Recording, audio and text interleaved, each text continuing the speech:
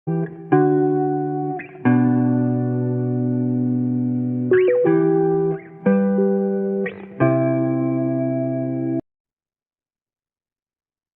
वालेकुम, welcome to lecture number 16। और react का लेक्चर नंबर 3 है। और पहले जो दो लेक्चर्स है उसमें हमने बेसिक डिफरेंस पढ़ा था कि रिएक्ट के अंदर क्या डिफरेंस है और नेक्स्ट जेएस के अंदर क्या डिफरेंस है। तो पहले मैंने आपको रिएक्ट जेएस के अंदर बेसिक ऐप क्रिएट करके दिखाई थी, और उसके बाद फिर हमने रिएक्ट के अंदर एक बेसिक ऐप क्रिएट करके दिखाई। और मैं अगेन आपको थोड़ा सा बता देता हूँ कि सबसे पहले हमें जो बेसिक है वो जावास्क्रिप्ट आनी चाहिए। जावास्क्रिप्ट आती होगी तो हम मूव कर सकते हैं रिएक्ट जेएस की तरफ, और रिएक्ट जेएस आती होगी तो हम नेक्स्ट जेएस और नोड जेएस बाकी चीजों की तरफ मूव कर सकते हैं। तो अभी हमने पिछले दिनों एक न्यूज़ सुनी थी कि जो रिएक्ट जेएस है उसने नेक्स्ट जेएस के साथ मर्ज होना स्टार्ट हो कर दिया है। और अगर आप उनकी डॉक्यूमेंटेशन पढ़ते हैं तो उसमें जो सबसे पहली चीज उन्होंने लिखी होती है कि आप हम यही रिकमेंड करते हैं कि आप इसको विद नेक्स्ट जेएस यूज करें। लेकिन चूंकि नेक्स्ट जेएस को अंडरस्टैंड करने के लिए सबसे पहले हमें रिएक्ट जेएस आना चाहिए, क्योंकि रिएक्ट जेएस का ही फ्रेमवर्क नेक्स्ट जेएस है। ठीक है। तो इसीलिए पहले जो है ना वो हम रिएक्ट जेएस को अच्छी तरह अंडरस्टैंड कर लेंगे, तो then we have to move easily towards its ये फ्रेमवर्क। ठीक है, तो ये फ्रेमवर्क की तरफ इजीली हम मूव कर सकते हैं। तो फोल्डर स्ट्रक्चर हमने पढ़ लिया था, उसको अगेन रिपीट करने की जरूरत नहीं है।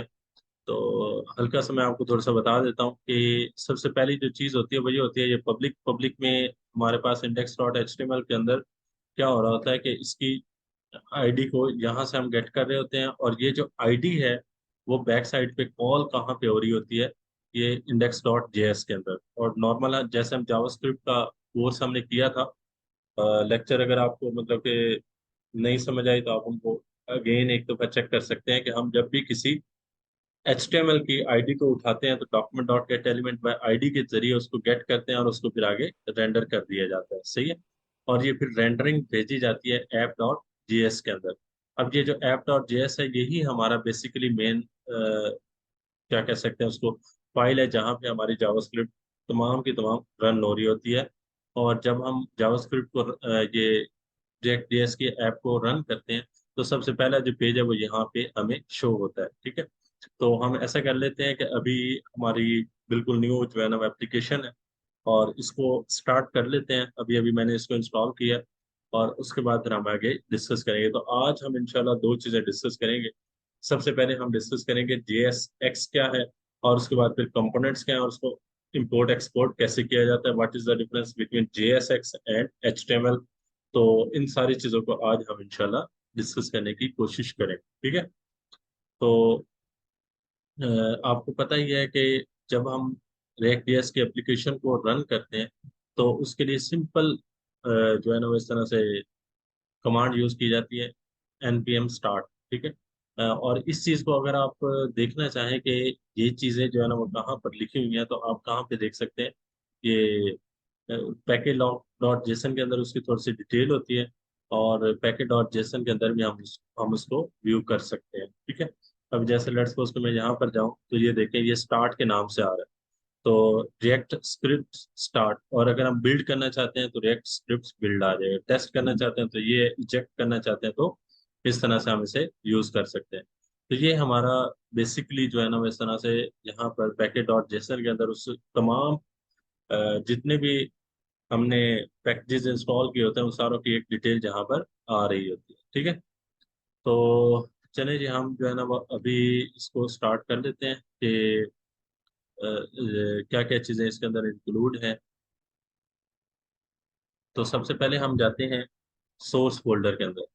और जावास्क्रिप्ट का एक सबसे जो अच्छा बेनिफिट है वो ये है कि जब हम इसको इंस्पेक्ट एलिमेंट करके चेक करेंगे तो हमारे पास जस्ट जो पब्लिक वाला फोल्डर है उसके अंदर जो कोड है वही शो होगा। लेकिन एक इसका डिसएडवांटेजेस भी है। वो डिसएडवांटेजेस ये है कि अगर जावास्क्रिप्ट आपके ब्राउजर के अंदर इनेबल नहीं होगी तो इसको रेंडरिंग करने में डिफिकल्टीज आएंगी। तो इसी वजह से इसकी जो अप्रोच है वो एसईओ के लिए अच्छी नहीं है, या सर्च इंजन ऑप्टिमाइजेशन के लिए, या आपकी वेबसाइट को रैंक करने के लिए इसमें काफी ज्यादा प्रॉब्लम आती है। तो इसलिए रिकमेंड यही किया जाता है कि आप क्या यूज कर लो, नेक्स्ट जेएस को यूज कर लूँ। ठीक है, तो इसलिए मोस्टली जो है ना वो इस तरह से अब रिएक्ट रिएक्ट जेएस के साथ साथ नेक्स्ट जेएस को यूज कर रहे हैं। ठीक है, लेकिन अगर आपने वन पेज एप्लीकेशन बनानी है या इस तरह से स्मॉल एप्लीकेशन बनानी है तो उसके लिए फिर आपको रिएक्ट सही रहता है। डॉट जेएस ये हमारा मेन फाइल होती है जहाँ पे सारी इसकी एग्जीक्यूशन हो रही होती है। ठीक है, तो सबसे पहले हम जाते हैं, हम स्टार्ट कर लेते हैं। मैं हाँ जी, अब आ गए। तो हम यहाँ पे लिखेंगे npm स्टार्ट। ठीक है, तो उससे क्या होगा, हमारी जो एप्लीकेशन है वो स्टार्ट हो जाएगी और जो आपका डिफॉल्ट ब्राउजर होगा उसमें ये ओपन हो जाएगी। ठीक है, तो अभी मेरा बाय डिफॉल्ट ब्राउजर कौन सा है, मोजिला फायरफॉक्स है। तो यहाँ पे ये हमारी एप्लीकेशन लोड हो जाएगी। ठीक है, और जब हम उसको लोड करते हैं तो ये उसका लोकल सर्वर होता है और उसके बाद ये उसकी बाय डिफॉल्ट पोर्ट होती है। और ये सामने जो है ना ये हमें एक बाय डिफॉल्ट जो उसके अंदर लैंडिंग पेज है वो हमें शो शो होता है। अब ये सारा लैंडिंग पेज कहाँ पे आ रहा है, ऐप डॉट जेएस के अंदर आ रहा है। ठीक है, अच्छा एक चीज मैं यहाँ पर अभी चेंज करता हूँ। लेट्स सपोज कि मैं ये इंडेक्स डॉट एचटीएमएल है, इसका सारी चीजें हमने पहले डिस्कस कर ली हैं, लेकिन अभी मैं थोड़ा सा आपको दिखा देता हूँ कि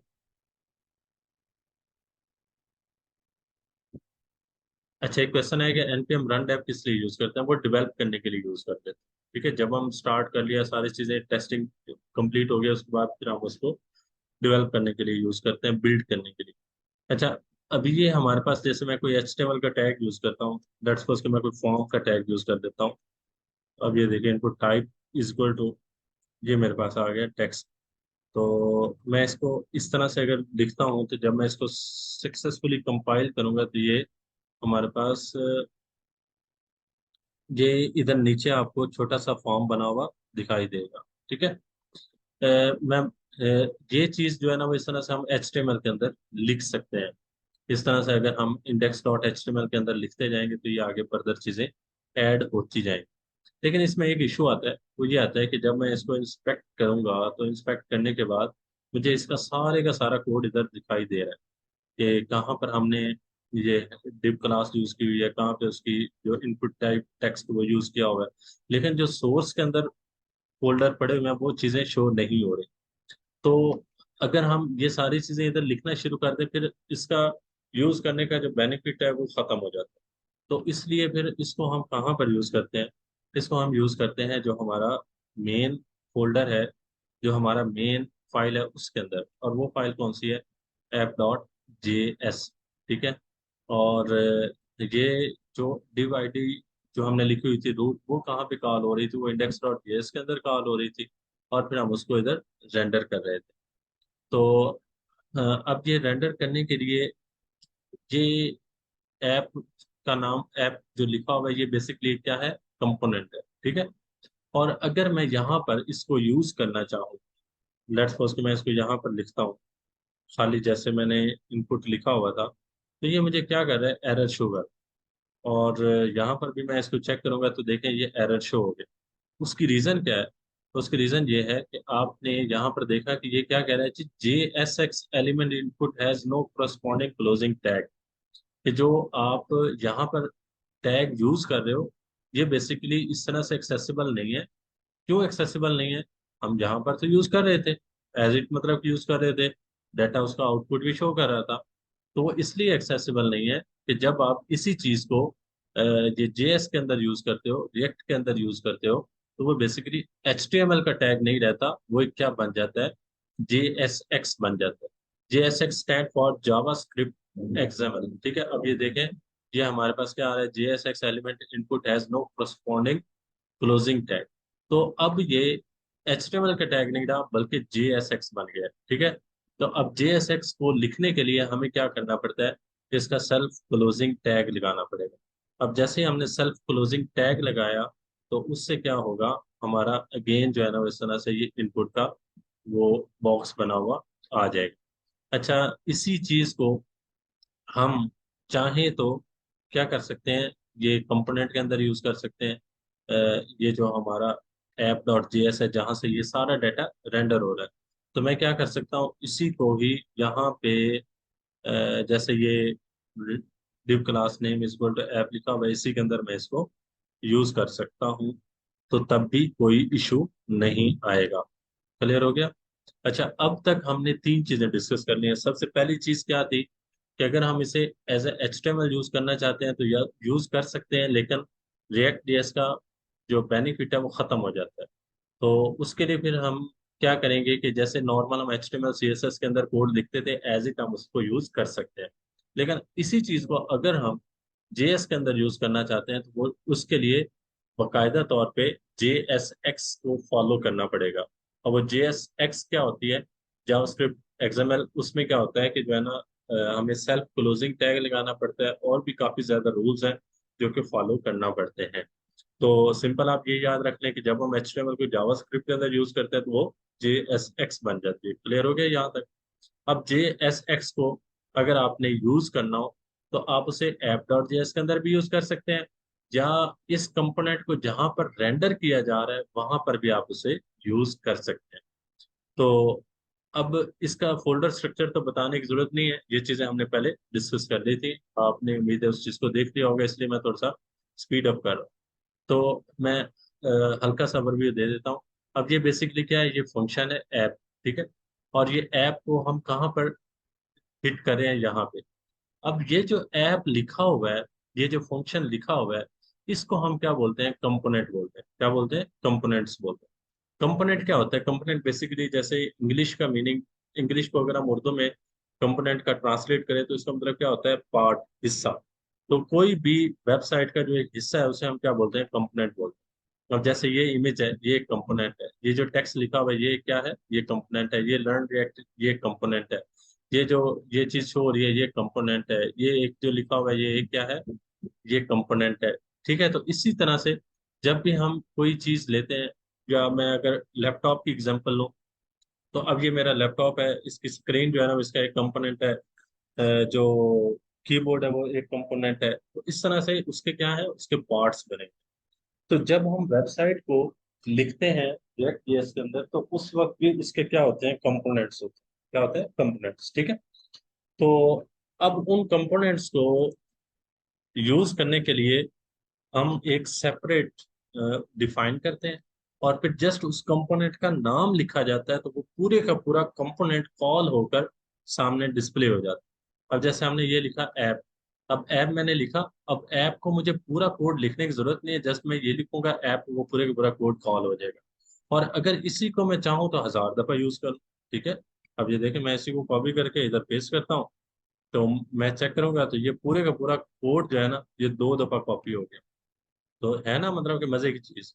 तो इसी वजह से रिएक्ट को जो है ना, वो इस तरह से ज्यादा पावरफुल लैंग्वेज कंसीडर किया जाता है।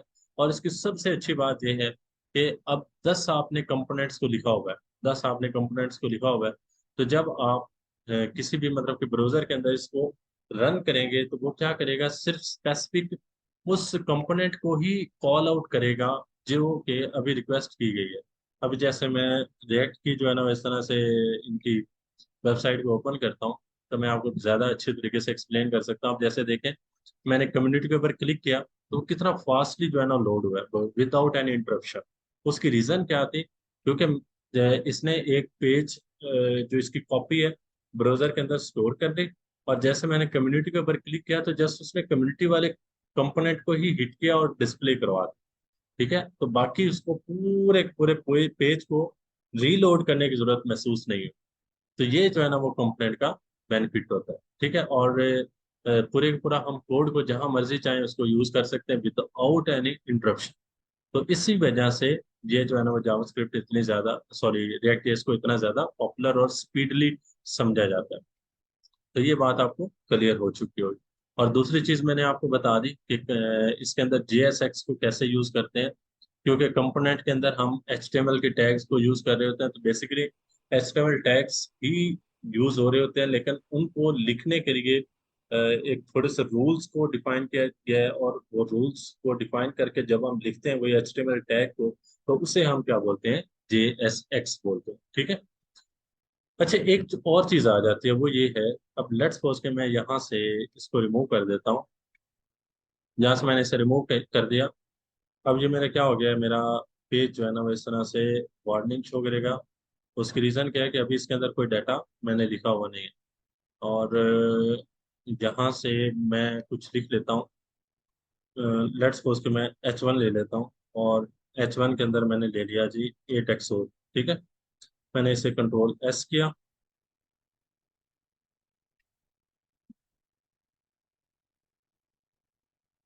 ये क्या कह रहे हैं जी, लोग is defined but never, control S किया। और उसके बाद फिर यहाँ पे मैं एक दफ़ा लिख लेता हूँ। यहाँ पे मैंने लिख लिया H1, और H1 के अंदर मैं कुछ भी लिख देता हूँ, जैसे मैंने लिख दिया 8 XOR। ठीक है, अभी ये देखिए, ये 8 XOR हमारे पास आ गया। ठीक है, अब 8 XOR जी हमारे पास लिखा हुआ आ गया, लेकिन अगर मैं इस चीज़ को यहाँ से रिमूव कर दूँ, div क्लास को रिमूव कर दूँ, इसको भी रिमूव कर दूँ, तो ये अभी भी शो करेगा। ठीक है, ये 8 XOR शो कर रहा है। और अगर मैं मल्टीपल कुछ लिख लेता हूँ, पी टैग को लिखा, या कुछ भी मैं लिखता हूँ, तो अब ये क्या कर रहा है, मुझे कह रहा है जी JSX expression must have one parent element. कह रहा है कि ये जो आप दूसरा JSX लिख रहे हो, तो इसके लिए एक पेरेंट टैग होना जरूरी है। ठीक है, तो वो पेरेंट टैग क्या होगा, वो हमारे पास, जैसे हम अभी डिव टैग लिख रहे थे, तो अभी ये मेरा डिव क्लास लिखी हुई थी, ये हमारा पेरेंट टैग है। और इसी को अगर मैं, अब मैं पी को लिखता हूँ, तो दिस इज रिएक्ट, तो कुछ भी आप इस तरह से लिख लें, तो ये क्या करेगा, दिस इज रिएक्ट, ये शो कर देगा। एक्चुअली ये दो दफा इसलिए शो कर रहा है क्योंकि हम इसको आगे मतलब मेन पेज के ऊपर भी इसको हिट कर रहे हैं, तो इसी वजह से इसको लेट्स सपोज कर भी हम साइड पे रख लेते हैं इस एरर को, और बाकी चीजें अंडरस्टैंड करते हैं, फिर हम आगे मूव करते हैं। अच्छा, जहाँ पे ये हमारे पास आ गया कि अब इस चीज को, JSX को जब भी हम कॉल कॉल करेंगे, तो कॉल करने के लिए जरूरी है कि उसका एक पेरेंट टैग हो। और पेरेंट टैग जो है ना, वो नॉर्मली डिव टैग को यूज किया जाता है। अब उसके बाद एक और चीज आती है, वो है क्लास नेम। ठीक है, class name is equal to app. अब CSS के अंदर हम क्या यूज करते थे, खाली क्लास यूज करते थे। तो अब यहाँ पर क्या होगा कि क्लास हम यूज नहीं कर सकते, क्योंकि क्लास जो है ना, वो एक कीवर्ड है, और वो रिएक्ट के अंदर यूज किया जाता है। लेकिन हम इसको यूज करने के लिए फिर हम इसे क्लास नेम लिखते हैं। ठीक है, इसे हम बोलते हैं कैमल केस।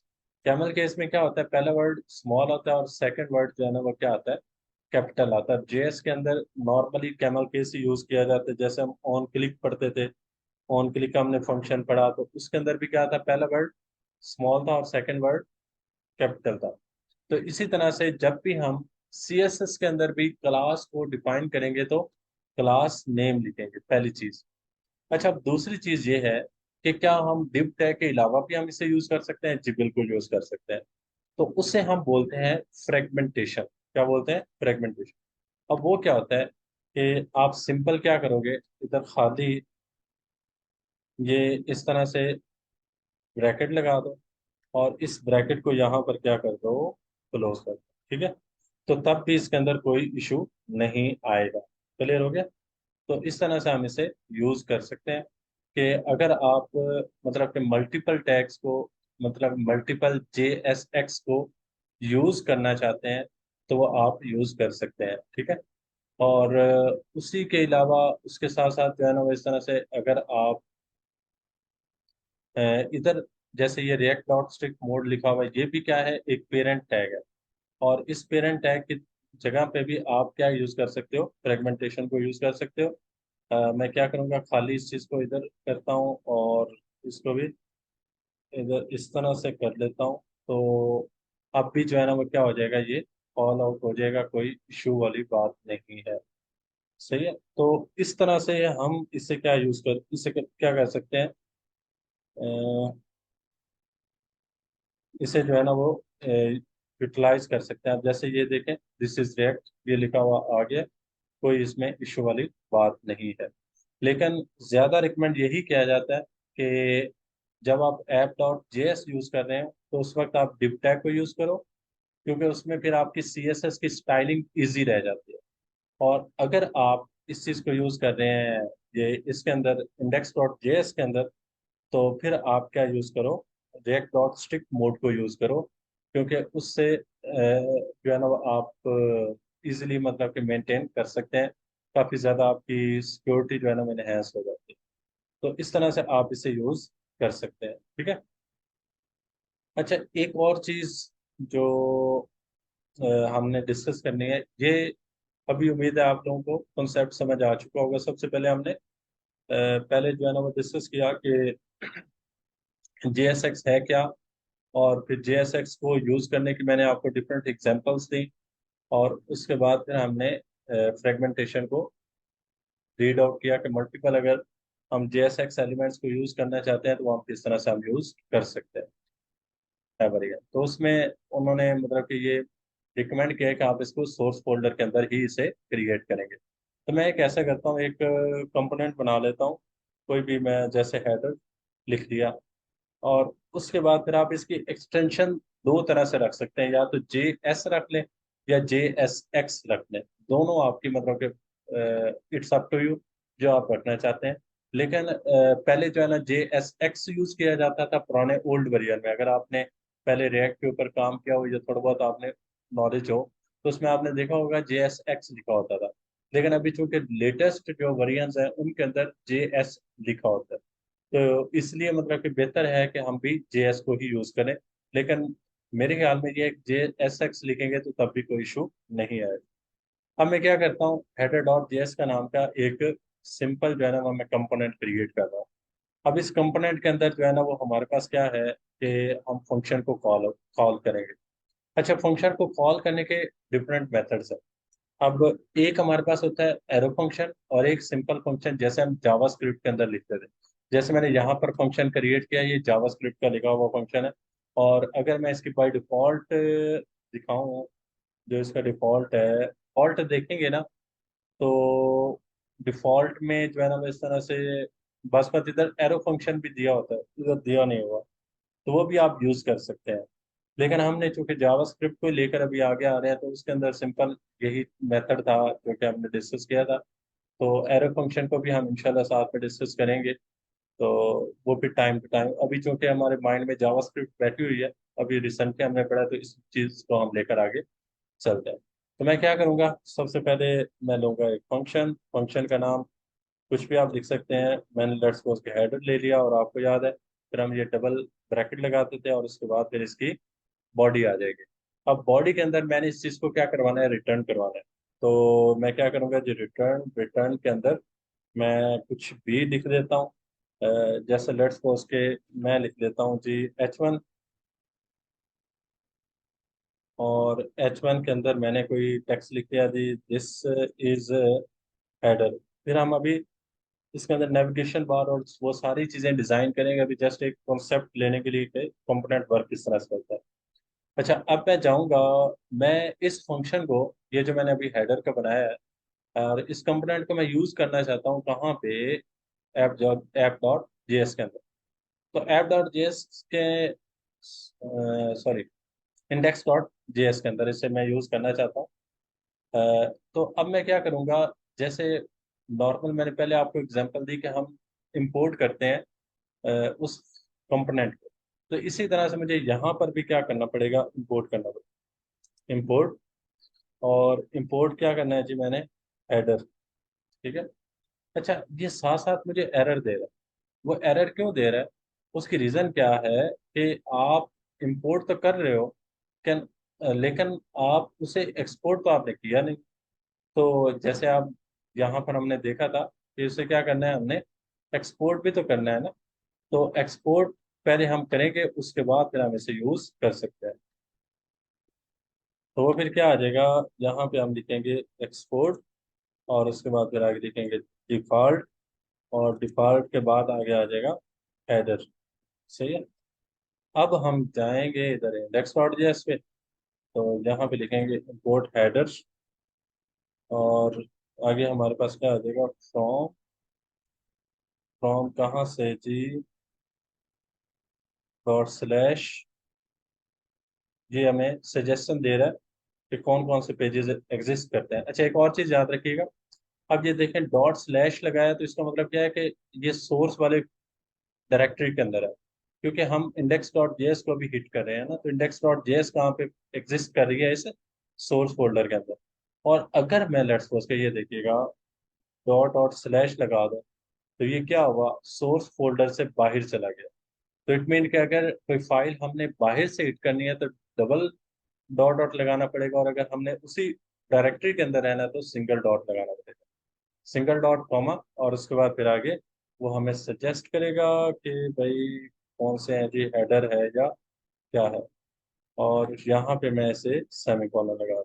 ठीक है, तो अब ये मेरा वहां से, यहाँ से एक्सपोर्ट हुआ, यहाँ पे आके इंपोर्ट हुआ, और अब मैं इसको यूज करना चाहता हूँ तो मैं क्या करूँगा, यहाँ पे उसका नाम लिखूंगा।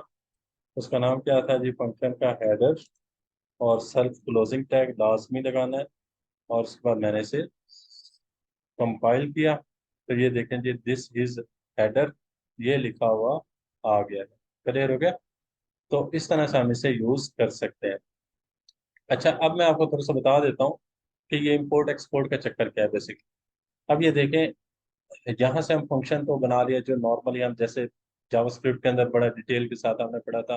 फंक्शन, फंक्शन का नेम आ गया, फिर उसके बाद हम यहाँ पे ब्रैकेट के अंदर उसके पैरामीटर्स लिखता, फिर उसको रिटर्न करवाया, और उस पर इसके बाद हमने एक्सपोर्ट किया, एक्सपोर्ट भी ठीक है। ठीक है, अब ये देखें ये डिफॉल्ट लिखा हुआ है, अगर मैं इस डिफॉल्ट को रिमूव कर दूँ तो ये क्या करेगा, ये मुझे एरर शो करेगा कि डिक्लेरेशन ऑफ स्टेटमेंट एक्सपेक्टेड। तो उसके लिए फिर हम लगाते हैं डिफॉल्ट। डिफॉल्ट बेसिकली क्या करता है कि इस पूरे पेज के ऊपर जो जो आपके फंक्शन डिफाइन हुए हुए हैं, जो हम इधर एक्सपोर्ट डिफॉल्ट करेंगे तो वो उस डिफॉल्ट को उठा लेगा, मतलब उस डिफॉल्ट फंक्शन को उठा लेगा। अब इसकी एग्जांपल ऐसे है, जैसे मैं एक और फंक्शन ले लेता हूँ, फंक्शन कुछ भी आप लिख लें, मैं लेट्स सपोज के फुटर लिख लेता हूँ, सेम वही चीज़ आ जाएगी, और मैं रिटर्न करवाऊंगा, रिटर्न, रिटर्न करवाते हैं, यहाँ पे मैं सेमीकोलन लगाया, और उसके बाद अंदर मैं कुछ भी लिख लेता हूँ, जैसे H1, दिस इज फुटर। ठीक है, तो अब ये देखिएगा, मैं मतलब कि दो चीजें लिखे हैं, फुटर भी लिखा है और हेडर भी लिखा है, लेकिन मेरे पास जस्ट क्या शो हो रहा है, हेडर शो हो रहा है। ठीक है, फुटर नहीं शो हो रहा है। उसकी रीजन क्या है, क्योंकि मैंने डिफॉल्ट किसको लगाया है, हेडर को लगाया। लेकिन अगर मैं इसी की जगह क्या लगा दूँ, फुटर लगा दूँ, तो ये क्या होगा, जस्ट फुटर को एक्सपोर्ट करेगा। सही है, बेशक मैंने इधर जो है ना इस तरह से जो मर्जी लिख दिया, इंपोर्ट फ्रॉम हेडर, हेडर लिख दिया, ये जो भी लिख दिया, लेकिन वो क्या करेगा, जो भी हम उधर से एक्सपोर्ट करवा रहे हैं डिफॉल्ट लिख के, वो इधर शो करवाएगा। आप इधर कुछ मर्जी जो मर्जी आप लिख दें। सही है, मैं चेक करूं कि हेडर नहीं, आप मतलब कि इधर जो भी आप नेम लिखेंगे, लेकिन जो भी इधर से डिफॉल्ट हुआ होगा, एक्सपोर्ट हुआ होगा, वही उधर शो हो जाएगा। तो ये बात क्लियर होनी चाहिए। अच्छा, अब ये क्वेश्चन आता है कि हम चाहते हैं कि हेडर भी शो हो और फुटर भी शो हो। अब जैसे हम एक वेबसाइट बनाएंगे तो उसमें हेडर भी होगा, फुटर भी होगा, गैलरी भी होगी, अबाउट अस का भी होगा, तो इस तरह से काफी ज्यादा हमारे पास कंपोनेंट्स होंगे। तो फिर हम उन कंपोनेंट्स को कैसे हैंडल करेंगे, तो उसके लिए फिर क्या होता है, ऑब्जेक्ट को यूज किया जाता है। तो ऑब्जेक्ट में फिर क्या आ जाता है कि हम अ, इसको जो है ना वो ब्रैकेट के अंदर लिख लेते हैं, और उसके जरिए फिर हम उसको यूज किया जाता है। तो ये पहले समझने से पहले एक चीज मैं आपको हल्की सी पहले थोड़ी सी आपको बता देता हूँ कि हम इसको कैसे यूज कर सकते हैं। अब जैसे ये मेरे पास दिस इज, ये फुटर हमें एक्सपोर्ट करवा रहे हैं, तो यहाँ पर मैं एक लिख लेता हूँ, लेट्स सपोज कि let A is equal to, और मैं लिख लेता हूँ जावा स्क्रिप्ट। ठीक है, तो अब मैं इसको यूज करना चाहता हूँ H1 के अंदर, बल्कि इधर ही मैं लिख देता हूँ।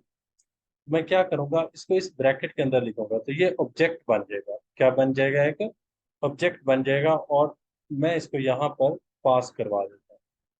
तो अब ये देखिएगा, ये देखें ये क्या लिखा हुआ आ गया, जावास्क्रिप्ट लिखा हुआ, समझ आ गई। तो इसको हम क्या बोलते हैं, ऑब्जेक्ट। क्या बोलते हैं जी, ऑब्जेक्ट बोलते हैं, ठीक है।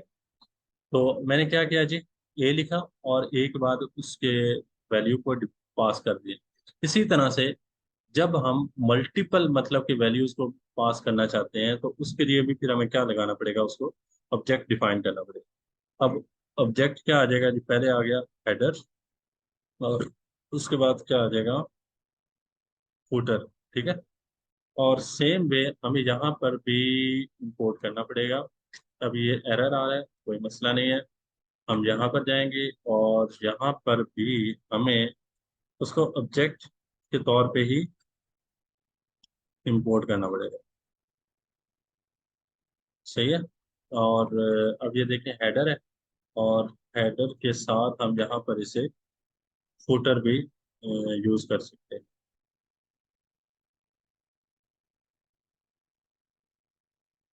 अच्छा, अभी भी एरर आ रहा है, और वो एरर क्यों आ रहा है, कहाँ पे गए, ये रहा।